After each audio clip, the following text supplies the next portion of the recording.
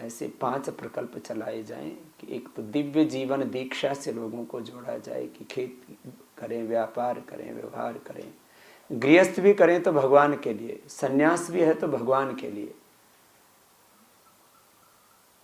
आंशिक रूप से इस कार्य को पांडुरंग शास्त्री जी ने शुरू किया था गुजरात में, योगेश्वर कृषि, कि भगवान के लिए खेती, भगवान के लिए व्यापार, ऐसे अलग प्रकार से उसको शुरू किया।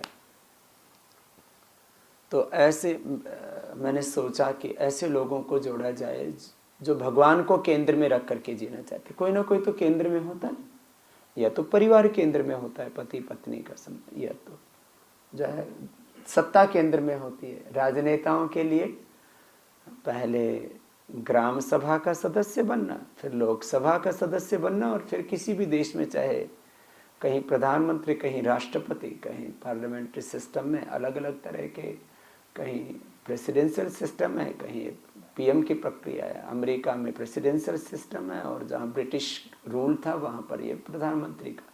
तो उन राजनेता के जीवन में केंद्र में सत्ता होती है, और उससे फिर उसको सामर्थ्य मिलता है। फिर कहते हैं मैं उसके द्वारा, वो यदि सात्विक भाव से यदि सत्ता कर रहा है तो मुझे जो सामर्थ्य मिला है मैं उसके द्वारा सेवा करूंगा। लेकिन ये भागवत भाव तो किसी किसी में कभी कभी होता है युगों युगों के बाद, लेकिन ज़्यादातर सत्ता केंद्र में होती है। सामान्य गृहस्थ लोगों के जीवन में संबंध केंद्र में होते हैं, पति पत्नी आदि की। लेकिन इसके पार एक आध्यात्मिक जीवन की अवस्था है, जैसे कहते हैं 33 करोड़ देवी देवता थे हमारे यहाँ, तो शायद हो सकता है उस समय 33 करोड़ लोग रहते होंगे। तो सारे देवी देवता का मतलब सब भगवान को केंद्र में रख करके जीते थे कि खेती करनी है लेकिन भगवान के लिए, जितना अपने लिए हमें उपयोग में लेना है उतना अपने लिए ले लिया, बाकी जीव जंतुओं को दे दिया। चींटियों को का हिस्सा चींटियों को दे दिया जीव जंतुओं ने। किसी ने तो खड़ी फसल में खा लिया, बाकी को कुछ पंछियों को दाना दे दिया, कुछ पशुओं को दाना दे दिया, और फिर अपने लिए जितना अपने लिए रख लिया। फिर जिसका शारीरिक सामर्थ्य कम था, या जैसा भी कोई जो अलग अलग, सब तो खेती नहीं करेंगे ना, तो भिन्न भिन्न कार्यों में प्रवृत्त है तो उनको दे दिया। उन्होंने उनके लिए कुछ सेवाएं दे दी। तो पहले बार्टर सिस्टम चलता था, फिर आप बाद में दूसरी समाज की व्यवस्थाएं बनती चली गई। तो भगवान के लिए खेती, पहले ज़्यादातर खेती पर आधारित था मनुष्य। वो दुनिया की सबसे सात्विक अवस्था होती है, क्योंकि मनुष्य ने अपनी आवश्यकताओं को फिर विज्ञान के द्वारा और ऐसे बढ़ा लिया। पहले तो अब उसके पास बुद्धि का सामर्थ्य तो कुछ ना कुछ तो उससे करेगा, लेकिन मनुष्य की ये नितांत आवश्यकताएं नहीं है कि विमान में चलना उसकी नितांत आवश्यकता नहीं, वो पैदल ही चल सकता है। साइकिल भी उसकी नितांत आवश्यकता नहीं है। माने जिसके बिना हम जी ना सके वो नितांत आवश्यकता में आता है। तो नितांत आवश्यकता में तो क्या है, क्या इसके बिना मैं जी सकता हूं? तो वो अपरिग्रह की पराकाष्ठा। तो ये सबसे ऊंची सुख की अवस्था थी। फिर ये जो दूसरी चीजें चली तो फिर उसमें थोड़े व्यवधान आए। लेकिन आज भी जैसा आज का जगत है हमारे सामने, भगवान के लिए खेती, भगवान के लिए व्यापार, भगवान के लिए ज्ञान विज्ञान का अनुष्ठान, भगवान के लिए विद्या का अनुष्ठान, भगवान के लिए ही योग का, आयुर्वेद का अनुष्ठान, भगवान के लिए व्यापार व्यवहार, ऐसा। तो ये भाव सब में समान रूप से देखा जा सकता है। चाहे गृहस्थ है तो बस भगवान के लिए, भगवान के सृष्टि के क्रम को, ईश्वरीय व्यवस्था को आगे बढ़ाने के लिए मैंने गृहस्थ किया, और पति पत्नी केवल संतान की उत्पत्ति के लिए मिले। फिर वो मित्र की तरह जीने लगे, या ज्यादा सामर्थ्य है पति में तो पति को गुरु समान मान लिया पत्नी ने, या पत्नी में ज्यादा सामर्थ्य है तो उसको ऋषिका के रूप में स्वीकार कर लिया पति ने। जिसका ज्यादा सामर्थ्य उसने उसको एक ने अनुगामी मान लिया, एक अग्रणी हो गया। ये तो रहेगा ही संसार में। तो ऐसी भी अवस्था हो सकती है कि कोई भगवान के लिए ही संबंध किया कि पत्नी भी भगवान का ही रूप है, पति भी भगवान का ही रूप है, बच्चे भी भगवान के ही स्वरूप हैं। उसी उनको तो प्रयत्न पूर्वक कहा जाता था कि आचार्य प्रियधनम आहृत्य प्रजातंतुम मां विच्छेदसी, ऐसा बोला जाता। तो भगवान के लिए गृहस्थ किया, भगवान के लिए सन्यास। जैसे आज हम जी रहे हैं तो भगवान के लिए सन्यास है हमारा।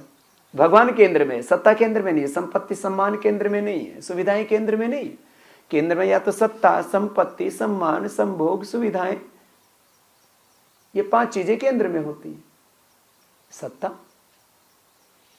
संपत्ति, मैं सुबह से शाम तक काम करूंगा तो कितनी संपत्ति मिल जाएगी, सत्ता। इसी से आदमी अपना मूल्यांकन करने लगता है कि मेरे जीवन में क्या, मेरा जीवन में क्या सामर्थ्य है। सत्ता, संपत्ति, सम्मान, संभोग, मैं ये करूंगा तो इससे मुझे, और बाकी तो भोग में तो दुनिया जी रही है।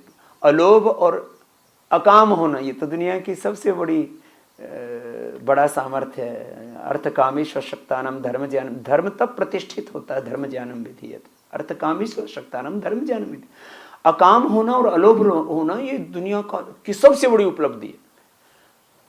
मैं थोड़े से कालखंड में मैंने पूरी दुनिया को बहुत देखा करीबी से। सारी दुनिया की दो ही समस्याएं हैं, या तो काम में फंस जाते हैं या लोभ में फंस जाते हैं। अकाम होना और अलोभ होना ये जीवन की सबसे बड़ी उपलब्धि है। मैं स्वभाव के बारे में जरूर बोलता हूँ कि हमारे शरीर का अभ्यास, हमारी इंद्रियों का, ज्ञानेंद्रियों का, कर्मेंद्रियों का, हमारे मन का अभ्यास, वो गलत होने से फिर दूसरी गलत दिशाओं में जाते हैं तो जाके ठहरते ही यही हैं। जैसे कहते हैं ना कि पानी कितनी ऊंचाई से चलाओ अंत में जाएगा ढलान में, नीचाई में। तो ऐसे ही सारे विकार जाकर के अर्थ और काम में जाकर के पूर्ण हो, वहां जाकर के वो उनका अंतिम गंतव्य वहीं पहुंच जाते हैं। और अकाम और अलोभ हो जाए तो फिर व्यक्ति मानव से महामानव बन जाता है।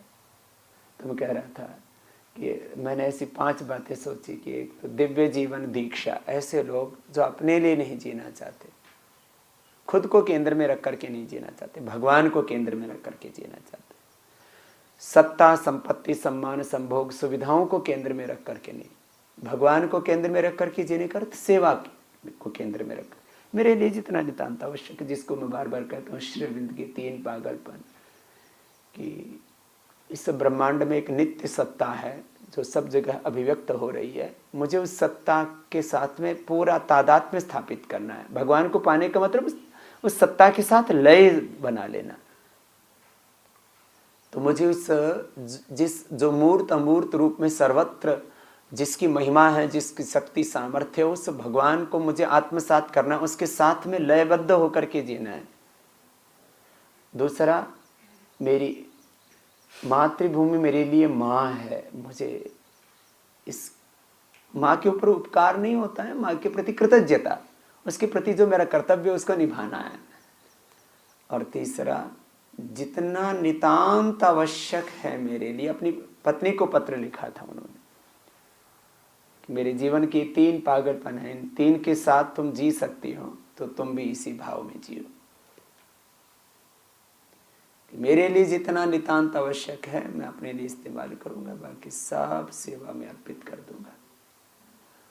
और मैंने इन 3 पागलपनों को जिया है, मातृभूमि के प्रति पागलपन, भगवान के लिए पागलपन, और अब सेवा तो फिर शेष रह ही जाती है और उसी से ही पूर्णता आती है। और समष्टि के कितने उपकार हैं हम पर, जब हम सहज होते हैं ना तभी अनुभव में आता है, बाकी तो पता ही नहीं लगता जी कहाँ किसके उपकार हो जी। जब सहज होते हैं तो लगता है देखो पेड़ कितनी सेवा कर रहे हैं मौन होकर के, हमारे ये धरती माता कितनी सेवा कर रही है, संपूर्ण अस्तित्व हमारी कितनी सेवा कर रहा है, कितने उपकार हैं इसके, हम भी कुछ करें तो एक क्षण के लिए भी अशुभ तो आ ही नहीं सकता, लेश मात्र भी शेष नहीं रह सकता हमारे जीवन में। अशुभ दुख चिंता का नाम की कोई चीज ही नहीं रहती। तो मैं कह रहा था दिव्य जीवन दीक्षा में दीक्षित करना चाहते हैं हम लोगों को, वो कोई गुरुडम नहीं चलाना चाहते हम कि मैं गुरु हूँ तुम शिष्य हो और मैं तुम्हें दीक्षा दे रहा हूँ, मतलब कोई शिष्य बढ़ाने के लिए नहीं। दिव्य जीवन दीक्षा भगवान को केंद्र में रख करके जीने का,